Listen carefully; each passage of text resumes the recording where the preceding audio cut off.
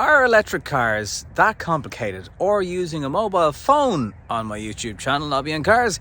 Can I explain how they work in 5 minutes? Well, I'll give it a go. Let's start with the charging first of all. If you're thinking about buying an electric car, or you've never even looked at how they work before, you've got specifically two types of chargers for public use. Faster chargers that begin at 50 kilowatts. They will charge a car, depending on battery size, depending on how little you have in your battery, from 20 to 80% in, generally speaking, 35 to 45 minutes. Then you also have slower chargers, public chargers. These will generally charge the car at the same speed as if you had a charger on the outside of your house, and that's called a wall box. These public chargers will charge at 7 or 7.2 kilowatts, and that will give you a slower charge. It could take 12 hours to charge your car. This Skoda Enyaq, which is one of the most desirable electric cars in Ireland because you simply can't get one due to production and chip shortages, will take about 12 hours. But if you were to use a 3-pin plug, which you can use to charge the majority of electric cars, it could take 36 hours. None of this charging is free. You have to pay for it. Maybe that's not surprising, but when the ESB network charging network in Ireland started, it was actually free. Having a very quick look around the Enyaq, doesn't really look like an electric car, does it? Yes, it has a bit of an extra grille inlet down here to let air flow over the car. And here, there is no grille because an electric car doesn't need one.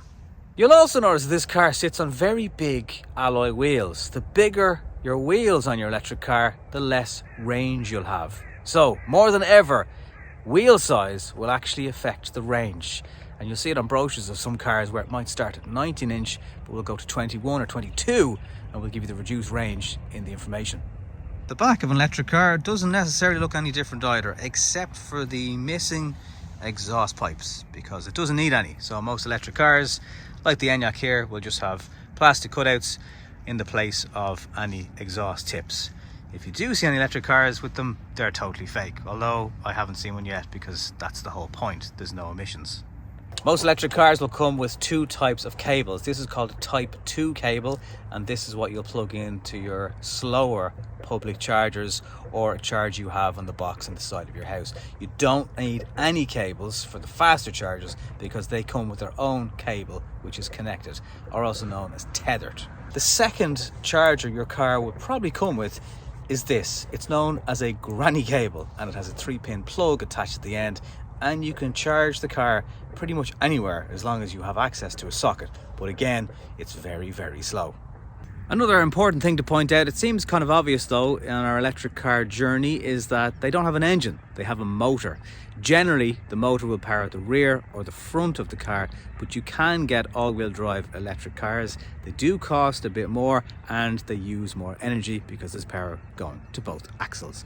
This car, for example, is rear-wheel drive. Another thing that might seem obvious is that electric cars, they have a steering wheel. That's just normal.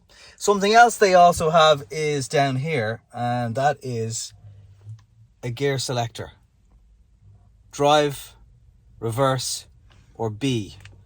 B is a setting that you use as you drive, everyday driving, which will re-energize the battery when you brake or when you go down a hill. It will use extra resistance to pump energy back into the car. You don't have to drive with this on though, and in many electric cars you can control how severe this brake setting is. In fact, some cars will allow it to have one pedal driving, and that essentially means you're only ever using your accelerator to move, and when you want to brake with the distance ahead, you simply let your foot off the accelerator and the car will gently almost brake to a full stop for you. It's a very relaxing way of driving, and that's called regenerative braking. No, having the wipers on your electric car do not drain the battery. Stationary air conditioning is a feature on this particular car, but essentially many electric cars have the same thing. It just might be called something slightly different. You can pre-program the car, some with the cable connected, some don't even need the cable connected when you're charging. And in the morning, you can come down and have your departure time set, and you can have a temperature for the inside of the cabin set, and you can even have your heated seats on. And as soon as you open the door of your car on a frosty, icy, snowy morning, your car is toasty, your windscreen will have defrosted, and it will be really ready to go straight away. The car will be so warm.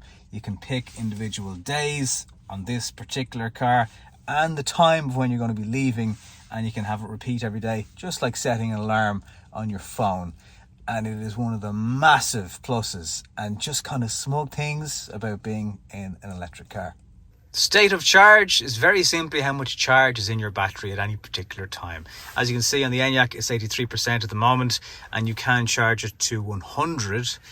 That is not advised. Manufacturers say if you're going to use the battery and the car every day, you should charge it to 80% to preserve the life of the battery. In this particular car, you'd still have a range, as you can see at 83%. If you were to charge to 80, you would have a range of 354-ish kilometers.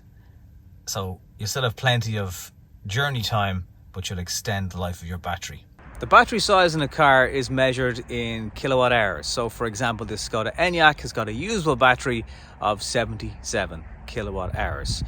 It says 80 on the back because the full capacity is 80, but the usable amount is the bit that the manufacturer lets you charge on a day-to-day basis. It's like they have a little bit reserved so you don't constantly actually charge it to 100%.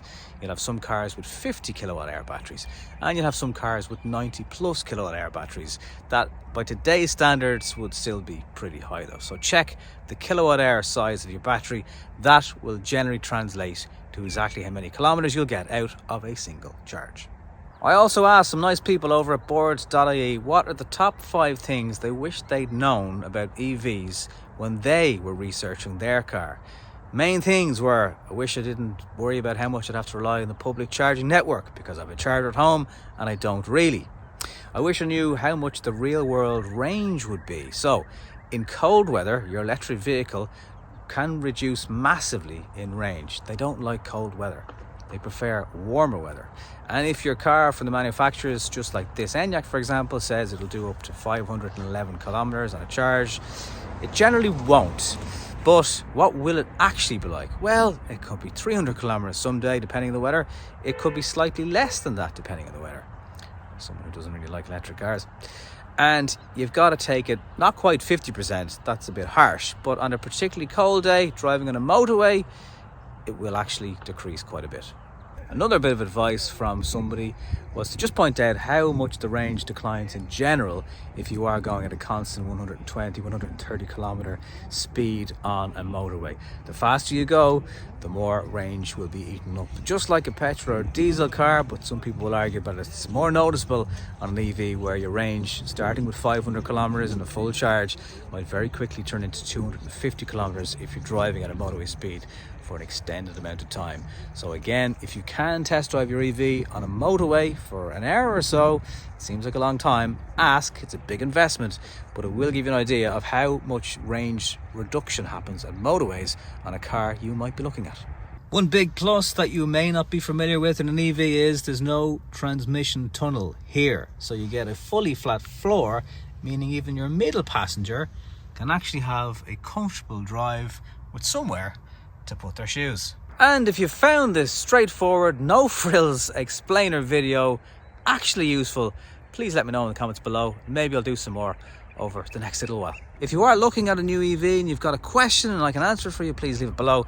And if you also own a car and maybe you can help people with your advice and the top 5 things that you wish you knew when you were researching one, please feel free to leave them in the comments below. Thank you very much for watching.